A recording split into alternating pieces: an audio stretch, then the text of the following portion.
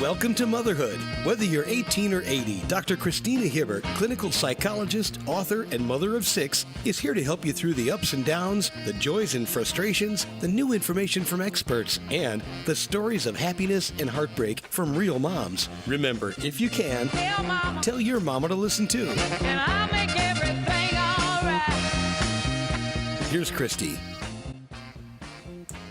Welcome to Motherhood, everybody. I'm Dr. Christina Hibbert, and you know I'm here to help you overcome, to become, and to flourish as we grow through this incredible experience called motherhood.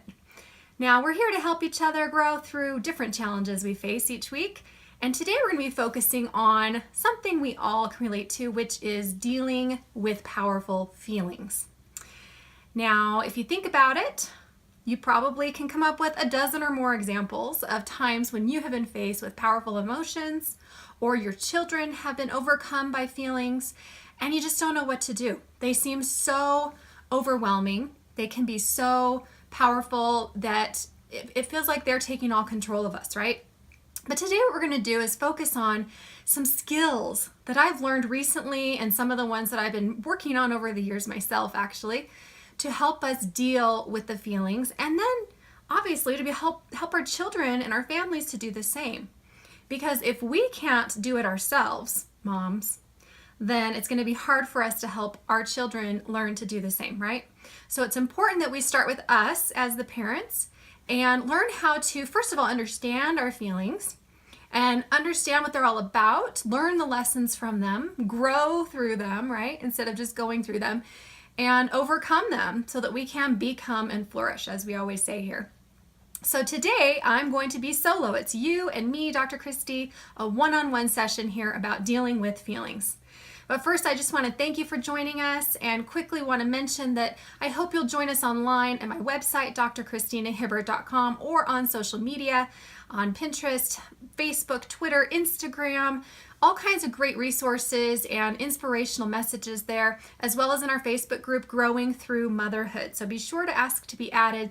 I really want to hear from you. I really want feedback on the show and what you're looking for. And I also want to mention, because it's been a little confusing, as you know, we have switched platforms from Web Talk Radio. Now I'm hosting my own platform, and it's been a little bit of a transition, as you know.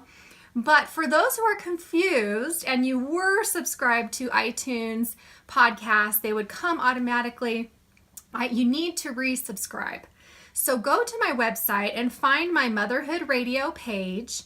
And when you go there, you can easily click on the new link to subscribe to the new tracks of Motherhood, because it's like there's 2 different subscriptions now to Motherhood. You can get all the old great stuff from the past year that we've been doing through Motherhood Radio, and it's under Web Talk Radio on iTunes.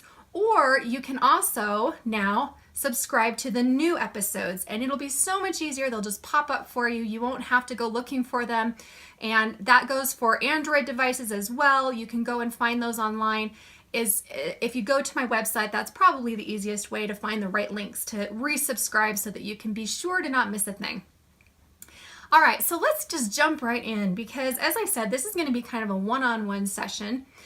And I teach a lot, I should say, about changing our thoughts and how that can change our feelings. And I believe in that.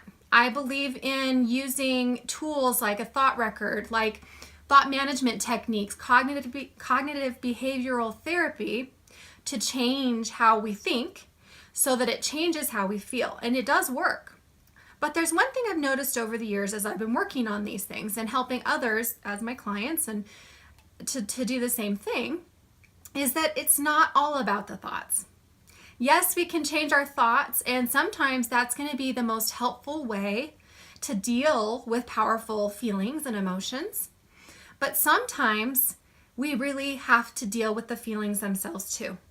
And we can't deal with feelings by ignoring them and only thinking about them. We have to also include skills and tools that help us to feel those feelings, to process them, to deal with them, as we're talking about today.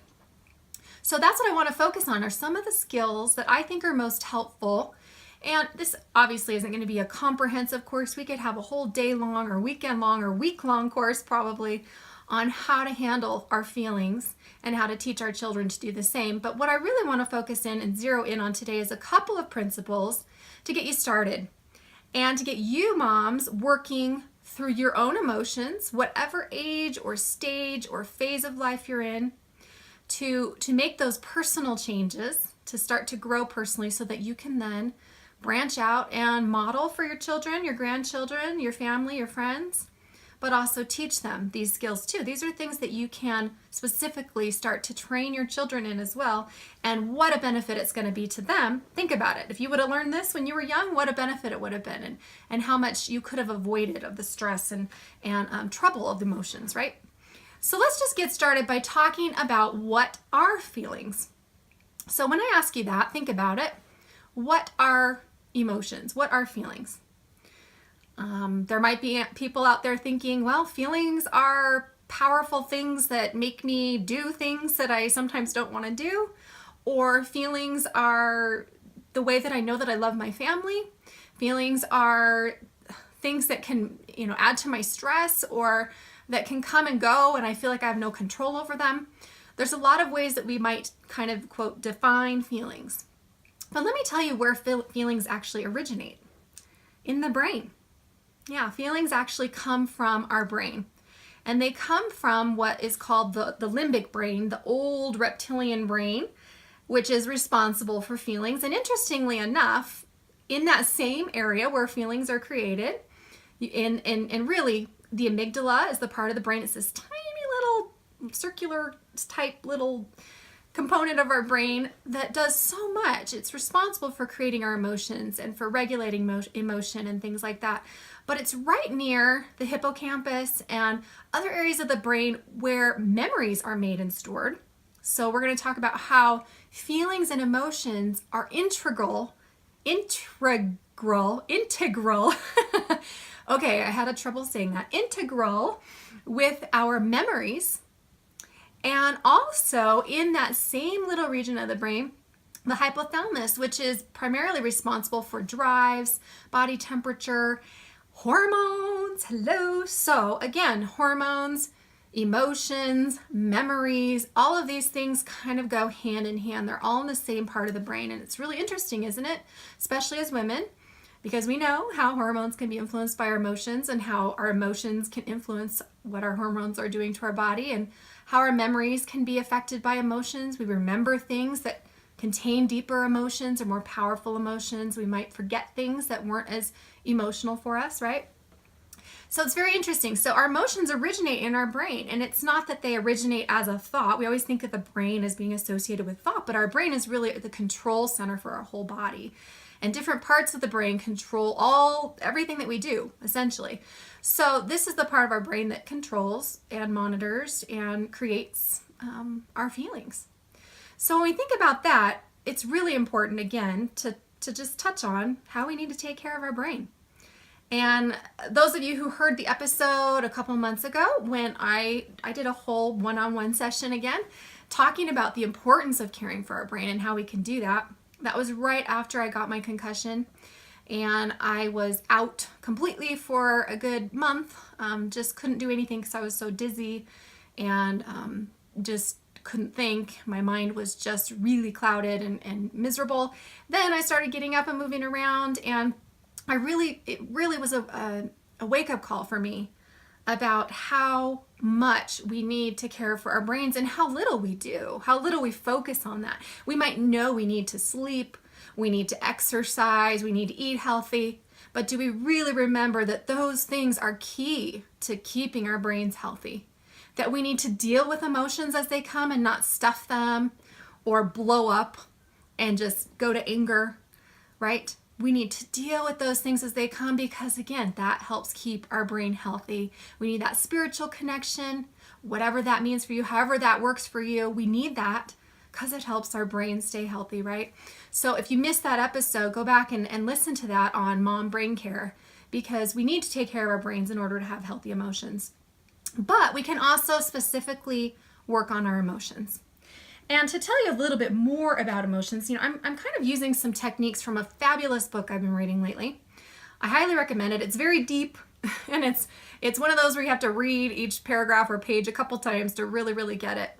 But David R. Hawkins, he's an amazing physician. He's actually deceased. Otherwise, I would have tried to have him on the show. But he has a number of books that are just profound. And this particular one is called Letting Go. We're going to talk about how to let go of emotions using some of his ideas. But he talks about the anatomy of emotions and what emotions are made of. So we know they originate in the brain. We also know that emotions are based on our experiences, our circumstances, what's going on around us in the world, right? Our past and how we perceive things. So emotions definitely are hand in hand with our thoughts, right? Because you might feel a certain emotion and one person might feel a similar emotion and it means nothing to them, and another person does because it reminds them of this thing that happened when they were young, and it brings all these other things up, right? So it becomes this, again, that memory being associated with emotions. So we know that thoughts and emotions go hand in hand, and eventually, according to Hawkins in his book, he talks about how thoughts are engendered by emotions, but eventually emotions become shorthand for thoughts. So essentially, the emotion kind of summarizes all the thoughts that go with it. And when I talk about changing how you think and using a thought record and all of that, I talk often about how, there's a shorter list of emotions than there are thoughts. There's endless numbers of thoughts we might have for any one emotion that we're feeling. And usually we're feeling more than one emotion at a time. We just might not realize it. But that's what he's saying, that emotions become shorthand. I can say I'm feeling depressed, quote unquote, and that can mean so many thousands of thoughts that have been going through my head that all mean that same thing or combine to mean that same thing. So our thoughts and our emotions are truly connected. And one thing that's really interesting about emotions that Hawkins talks about, he's actually studied emotions on energy level. So if you think about it, if you're feeling depressed, that's a good example. What's your energy level like? Probably not too great, right? Probably feeling low energy. Everything takes more effort to do, right? Versus if you're feeling joyful or excited, let's say. You don't have to create energy because it's already there. So you can see different emotions have different kinds of energy signals or energy levels. And so just to kind of give you an idea of what Hawkins proposed, which I think is fascinating because I think it helps us to understand our emotions a little bit better and see them as being on really like a spectrum of energy. So it helps us to understand that emotions are not only associated with our brain, they're not only associated with our experiences in life and what we do and what's going on in our past, but they're also associated with our emotional energy level, physical energy level. And, we talk a lot on the show about the mind-body connection. It's huge. And this shows you right here, when you think about certain emotions, it changes your body when you're feeling that emotion versus another one, right? So this is really fascinating. So first of all, we have the scale of emotions, and the idea is that everything emits energy, either positive or negative. And that's what Dr. Hawkins was big about, was studying energy and studying the energy levels of things like emotions and different techniques to try to deal with those things. And so we have this idea that everything emits energy, and the other important principle here is that like goes with like. So like energies attract or want to be around like energies. So think about it. Let's put it in layman's terms here. So if you are out with friends and you are in a good mood, and let's say you've had a rough month, and you finally worked through it, you finally found a way to get back into that balance mode where you're feeling good, you're on a roll, you're feeling well. And then you go out with, let's say, a few friends, and 2 or 3 of them are just down, and all they're doing is talking about everything terrible in their life and everything so horrible. And, it's hard, isn't it? It's hard to want to be around that when that's not where you are. So when you're feeling like that, maybe when you're feeling down, you want to be around that because that energy it's like your level. It's where you want to be. You want to talk about your problems. You want to be at that level. When you're feeling better, you want to find people who feel at least as well as you do or even higher that can boost you up. So like goes to like. So we want to find energies, and we want to create energies through changing our emotions inside of us that help us to be where we want to be and be around the people we want to be around. So at the highest level, the highest emotion is peace, according to Hawkins. And that's at level 600. Now, I know nothing about energy levels and the actual numbers and what they mean. It just gives us a reference for how we can kind of see which ones are higher than others, higher energy, that is. So peace. Peace is, complete perfection, bliss. That's how he defines it. So we're talking about true, utter peace, which most of us never experience for more than a few moments at a time, let's face it. But that's at 600, and he says it's rare in the human realm to be at that level of 600 at peace. Then we have joy, and joy is right up there, 540. Joy is love that is unconditional and unchanging despite circumstances and actions of others. That's how Hawkins defines it, and I agree. I always say joy is something that's in us that we can uncover and feel all the time no matter what's happening around us. We have to cultivate it and strengthen it. But it's not like happiness, which can be fleeting and circumstantial. So joy is one of the highest emotions we can experience, 540. Then we have love. Love is right there with joy. It's at 500, according to Hawkins again. And he describes that as love as being forgiving, nurturing, and supportive. And that it emanates from the heart and it focuses on the essence of a situation, not the details. So love doesn't get caught up in details. It just focuses on what is needed here and what can I offer. And we love it when we're feeling loving, don't we? Especially as moms, it's one of our main jobs. Well, when we're in that loving mode, we are at a high frequency energy-wise, 500. Then reason, 400. He says this is what differentiates us from the animals. It's our ability to think. We can learn and have knowledge, and I don't know about you guys, but I love to learn. It makes me excited. It gives me energy when I learn something new or when I can reason something out or figure something out. And it can help in problem solving. So that's at 400. Then we have acceptance, which is 350. And we've talked about acceptance here on the show before. I talk a lot about it because I've written a lot about it, especially when it comes to self-esteem and self-worth and how important it is to accept ourselves. And as we're talking about emotions, we're going to talk about how important it is to accept the emotions that come and to not fight them, because as we accept them, that's how they lose that negative energy and we can regain some more of the positive energy that we want. So acceptance, and then willingness at 310, which is being friendly and helpful. Think about it. When your kids are willing to help, it's positive, isn't it? It gives you all energy. Then we have neutrality at 250. This is sort of like, I don't mean you any harm, but I also am not particularly positive about this, so it's okay either way. And it's sort of, it's neutral. It's fine. Everything's fine, but it's not great. It's not bad. It's just fine. And right below that is courage. Now, courage is the level 200, and what he says is that courage is this main level of sort of where the positive and negative shifts. So courage is the bottom line base for shifting into the positive realm of energy and emotions. This is the energy that says, I can do it. I can be determined. I can get excited about life. I can be productive. I can be self-empowered. It's showing that something is possible. So if you're out there feeling a little lower than courage today, all you need to do is just start to think about, can I have courage? Can I have the courage to want to change how I feel? Can I have the courage to want to face this problem even if I haven't been able to? And that just starts you on that positive realm, moving up through those other emotions. And then on the negative side, some of the negative ones, they're all under 200. So you see the energy level of the positive emotions is so much higher and greater, all the way up to 600, than the negativity of the negatives. So it feels like the negative emotions are way more powerful than the positive emotions. But the truth is, no. When we are in those positive emotions, when we're creating those and working on those, they have so much potential to keep us up and to inspire us and uplift us and motivate us. So below courage, we have pride at 175. This is saying my way is the best way. I'm only going to do what I want to do.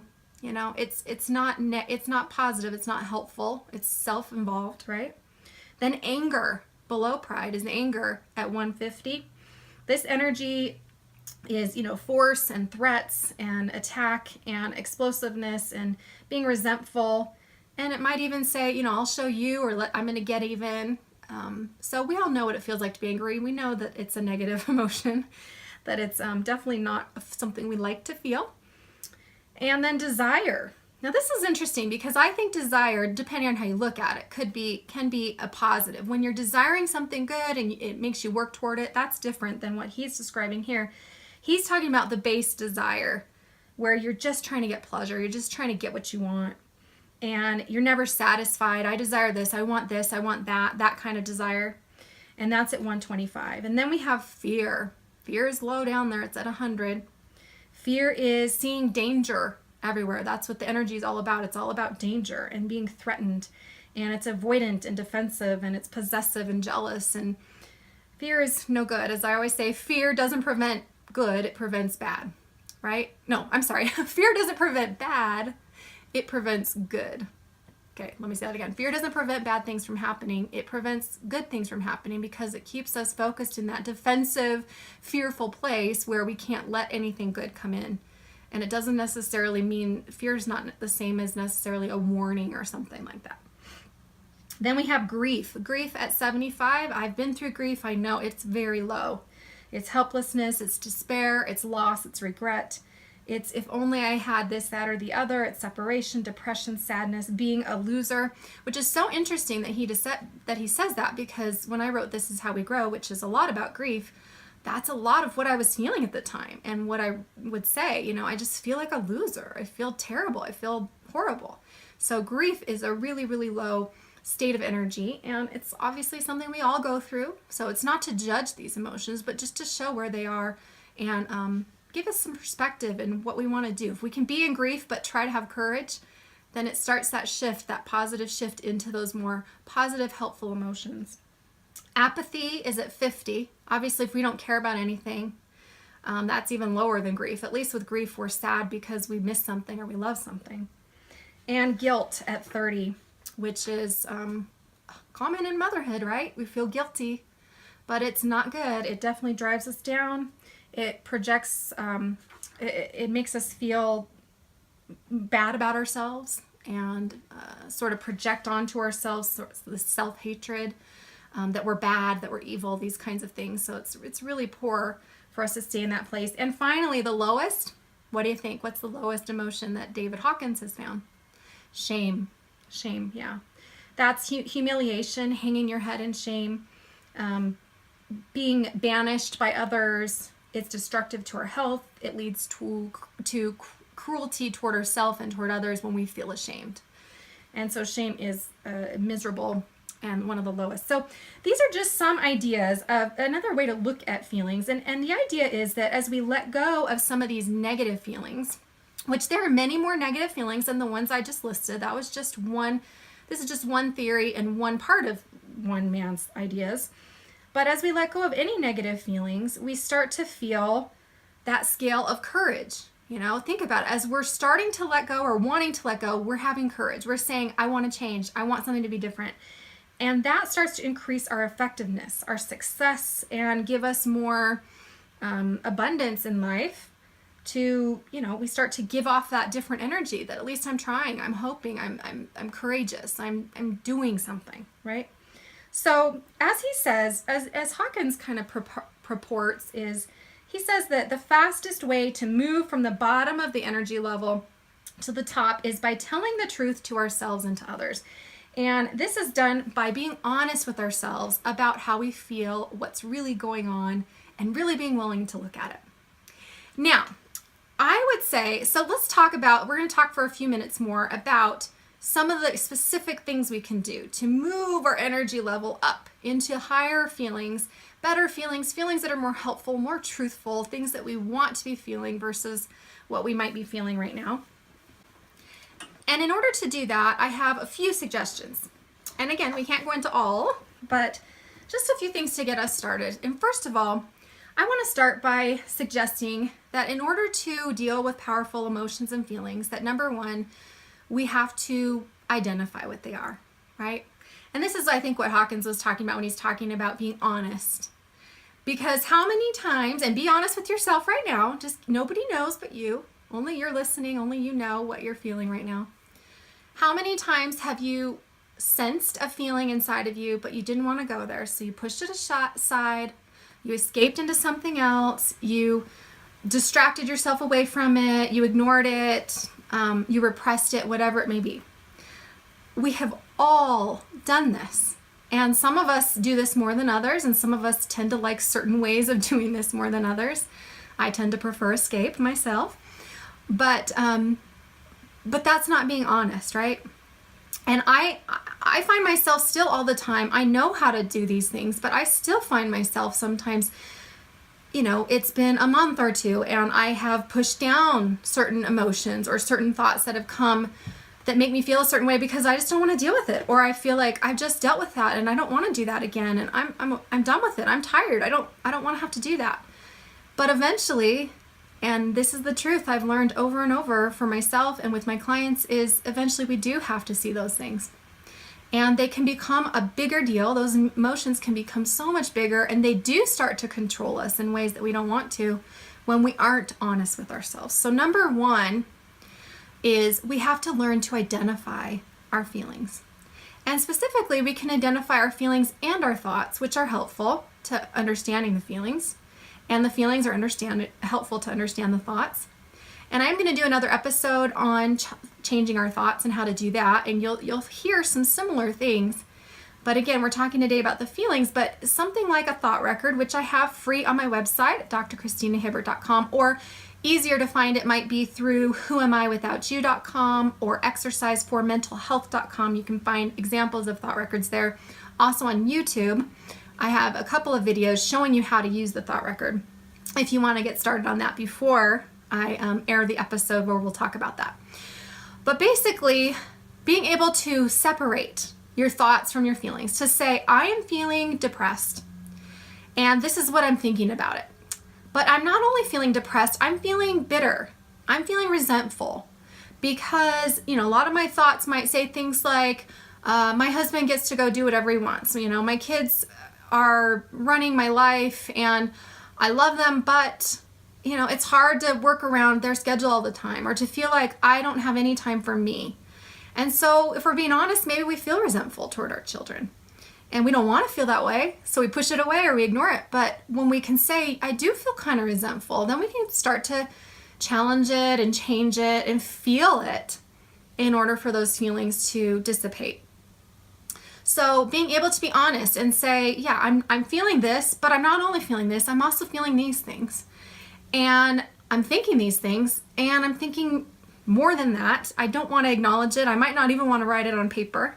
But I need to be honest with myself. And that's step number one, being honest and seeing. So first, you want to start by just seeing, by just being honest and seeing. And so take time non-judgmentally to become aware of your feelings and your thoughts, but mostly your feelings, and trying to understand what's going on there and being able to understand what, how many different things you're feeling and what they mean to you, those kinds of things. And again, this is just a first starting place. Once you know what's there, then we can start to work on those things, right? Make sense? So once you understand what you're feeling, and let me say, I have another suggestion here. This is kind of a sub-suggestion, which is to get out of your box. Now, we all have boxes, quote unquote, especially as moms. We have our routines, we have our needs, our wants, our desires, our family's routines, our family's needs, wants, and desires. We're constantly kind of in these boxes. And I think that it really can help to try something new, go somewhere different, do this kind of self-reflection in a new way when you're feeling stuck. So for instance, for those who are watching the video, you can see I have on my Oxford University t-shirt today. And for those who aren't, I'm telling you, I do. It's a cute little pink shirt. And this is because I specifically put this on today because I'm trying to overcome some feelings myself. And that's one reason why I wanted to do a show on this. And so I've been sitting and reading and writing my journal and trying to force myself to feel things I haven't been wanting to feel. And I put this shirt on because recently I got to go to Oxford University and study for a week. And it was so out of my normal box. It was such a different kind of box. Being there at the university, staying in Christchurch College, having all the meals there, going to classes with professors from Oxford in the morning in the classrooms where, Oxford students study, and studying literature. We were studying scandal in the family, so it was kind of psychology and literature and writing all mixed for me, trying to get inspired. And being there with my mother-in-law, who, which was different than being there with my kids or my family or even all by myself, meeting new people, learning new things, exploring new places. And this was after we'd already been touring around the UK for 2 weeks. So I got to go and see a lot of different things and learn a lot and experience a lot. It was exhausting, but exciting and exhilarating. And it was so good for me. I didn't even realize until we were almost home how much I needed to be in a whole different place, a whole different world, a whole different setting in order to understand some of the feelings and thoughts and things that had been going on inside of me for months. And so I was able to bring that home and have a new perspective.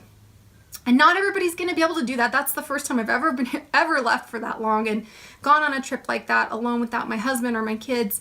And it was great. And not everybody's going to be able to do that. But when we can go away or even just leave the house for a little bit and go somewhere beautiful and sit and think, it can be very helpful. That's my point. So get out of your box if you can to help you understand what's really going on. So once you see the emotions and you can sort of feel them and observe them without any intention of trying to change them, that's important. We're trying to just see them, understand them, gather evidence almost like you're an investigator, but don't try to change them yet. Then, number 2, then we can experiment. And this is kind of what we do with thoughts too. We try to experiment with them and see what works and what doesn't work. And that's what we need to do with the feelings. So first, what we can do is feel the feeling. And that's part of the experimentation, is letting ourselves feel the feeling. And we can also watch ourselves and see how easily or non-easily we do this. So as I say in This Is How We Grow, I have capital F, capital E, E, L, freely experience emotions with love. So we can sit with the emotion and love ourselves through it. This is grief. Oh, I hate feeling grief.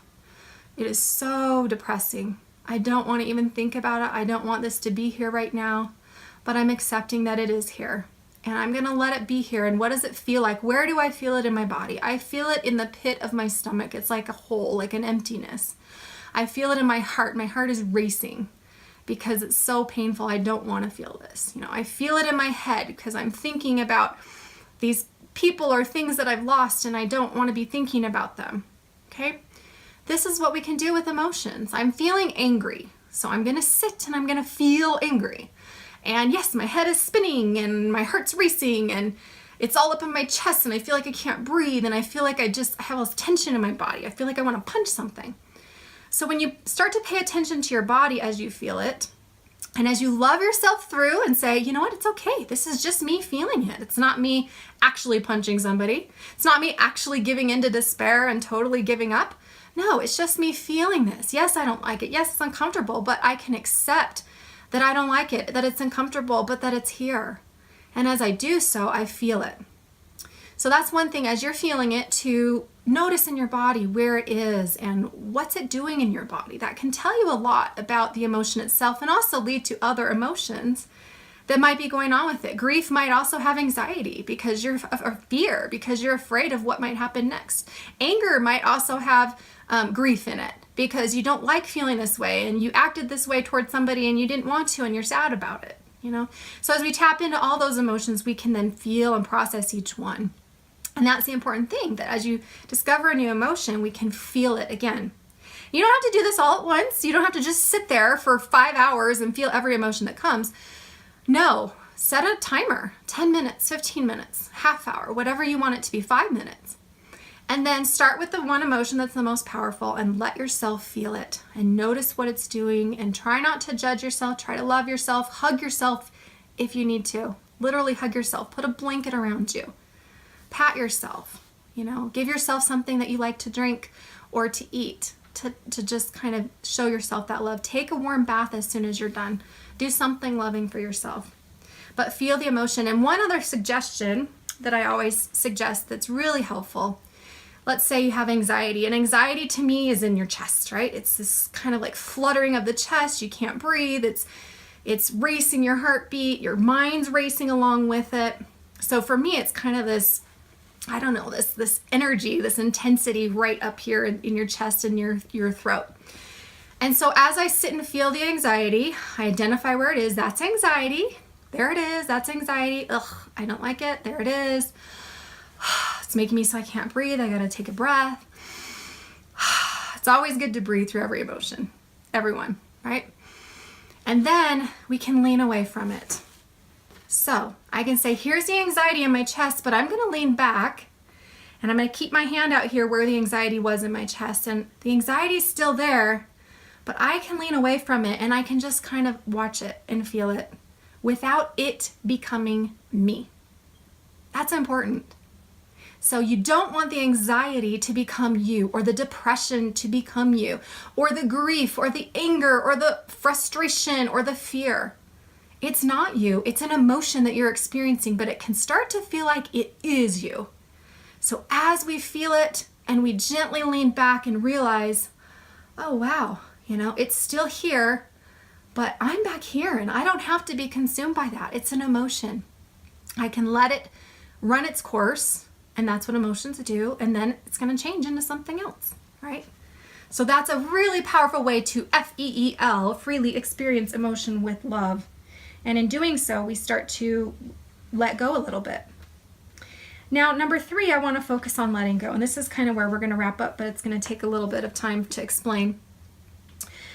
Letting go, according to Hawkins, he defines it as to simply let the feeling be there and to focus on letting out the energy behind it. So as we let ourselves feel the feeling, he encourages us to continue to let ourselves feel it and let out the energy behind it. So what he says the first step is to let yourself have the feeling without resisting it, like we just talked about, FEEL.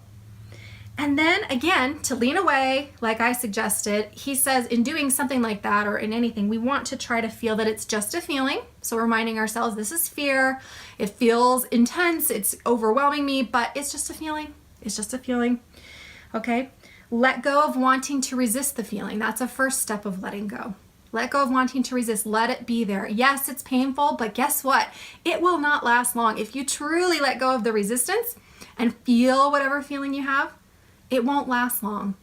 That's the beauty of it. Those feelings, they dissipate when we feel them, when we start to pay attention to them, when we start to notice them and be honest with them. They don't like that. So they want to go away. It's kind of like a vampire in the light, right? We shine the light and we see it and we feel it, and they don't want to be there. They don't like that. So the feelings are going. So let go of wanting to resist the feeling, because it's the resistance that keeps the feeling going. Oh, that's so important. So important. It is the resistance to the feeling that keeps it strong and powerful. When we ignore it, when we escape from it, when we push it away, when we repress it, that's the thing that makes it so powerful. It's like feeding it, right? So as we turn to it and acknowledge it and feel it, let go of the resistance, that's the first step. And then we start to notice that we might have other feelings there. And we might have fear and guilt over having feelings in general. So you might have the feeling that you feel, and then you start to notice these other little feelings like, oh, I feel guilty that I feel this way. Or I feel resentful of my children. I can admit that. And then I feel guilty because I feel resentful of my children or my family, right? Because I feel like I don't have any time for myself. So we need to acknowledge those as well. And there's going to be resistance to feeling in general. So we're trying to identify any resistance and let that go. We're going to, in this phase, when we're talking about dealing with feelings, when we're letting go, we want to ignore all thoughts. So we don't want to get stuck on thoughts. Thoughts are going to lead us spinning and just make the emotion bigger.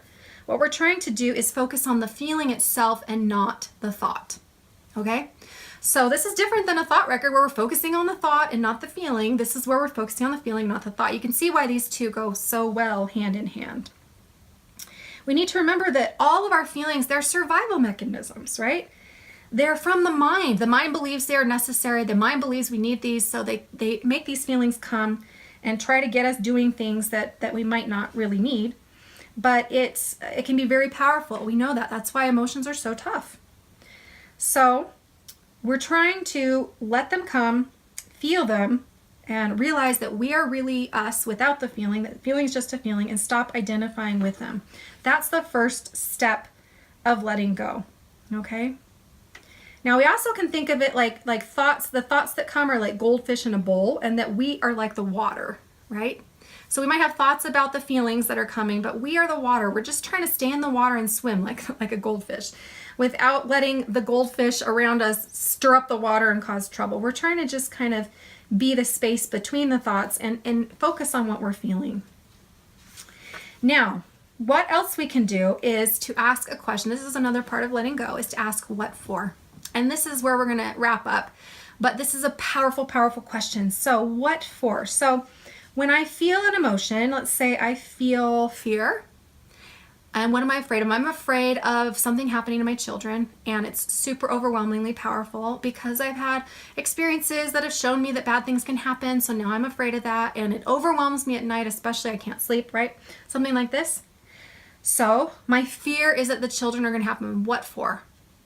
What for is asked again and again until we can let it go. So I'm afraid something's going to happen to my children. What for? Well, because I don't want anything to happen to my children. What for? Because I love them and I don't want them to have to suffer, and I don't want to suffer. What for? Because I've suffered so much already and it's so painful, and I can't do that again. And I don't want them to have to go through that. What for? Again, because I love them. I just love my children. I love them so much. I don't want anything to happen. So we get from this intense fear to this intense love, right? So everything that we go through, we start to realize that we have a goal in our emotions to either overcome fear or to achieve happiness. Pretty much those are the only two goals. So in that example of fear, I'm afraid for my children, or worry, or whatever that may be, really I want to be happy and I want them to be happy. And really, in order to be happy, I have to let go of the fear, right? And I'm also want to overcome a fear. I want to overcome the fear that something bad's going to happen. I don't want to live that way. I don't want to treat my children that way, right? So if we think about it, really when you start to get down to it, you start to see that we're trying to overcome fear and to achieve happiness. And that's what our emotions are all about. So next time you have a powerful emotion, let's just start with what we've talked about. We can first of all increase our self-awareness, stop and feel it, right? We can understand what the emotion is, try to identify it, write it down, explore. Then number 2, FEEL, sit and really feel it, right? We're observing it, then we're experimenting with it by letting ourselves feel it. And then later, we can go back and start to challenge with thoughts. What for? What was this emotion for? What do I need that for? If I want a new car, what for? Because the old one is crappy. What for? Because it's embarrassing to drive. Okay, well, who cares? What for? Well, I don't want people to think blah, blah, blah. So we get to the root of a whole different emotion than I need a car because my car's broken down, it doesn't work, right? We start to see with that question, what for, what's really at the base of our emotions. And that's when we can finally use that technique and try to let go of each piece of it. Let go of the need to control our children's lives. Let go of the need, and that's a big one. So maybe I can just let go of the thought. Let go of the need to think about it. I don't have to think about what's going to happen to my children, right? I can let go of that. Then I can let go of maybe, a bigger thing, like letting them go do things that might be scary to me, but that are good for them, right? Let go of that. Let them do it and just let go and hope for the best, right? And then maybe eventually I can let go of the whole idea that I don't need to fear about it because it really isn't going to prevent anything, right? So this is just a very brief course. I know it's been 45 minutes, which is pretty much, it's a long time for us to sit and talk, especially for you to listen to me on my own, but hopefully it's been helpful. And we can talk more about this. We will talk more about this, but I want you to just get started with these few principles, and I'm going to do the same. And I'm going to talk more about letting go in another episode. We'll have a whole other episode about letting go. I'm working on that right now. So stay tuned for that. And in the meantime, I hope you'll also not only apply these things to yourself, but then learn what works for you and share it with us online. Email me, christy@drchristinahibbert.com. Or message me through Facebook or Instagram. Definitely go find me there, Dr. Christina Hibbert or Dr. C. Hibbert, and join up with our Facebook group so that you can share what you're learning about this. If you have great tools to help you overcome emotions, I want to hear about them. And if you have ideas for future episodes, what you want to learn more of, I want to hear about it. I really want to be doing what's going to help you grow through motherhood and do it together in ways that are going to benefit us all. So until next time, I hope you'll apply what we learned today, and then I hope you'll go and teach it to your kids. Start helping them identify their feelings. Start helping them learn to capital F-E-E-L. Start helping them learn to let go, And this is going to be such a powerful experience for your family, I hope. And I will see you online. I'll see you next time here on Motherhood Radio, Motherhood TV. And until then, keep growing through motherhood, everybody. Bye-bye.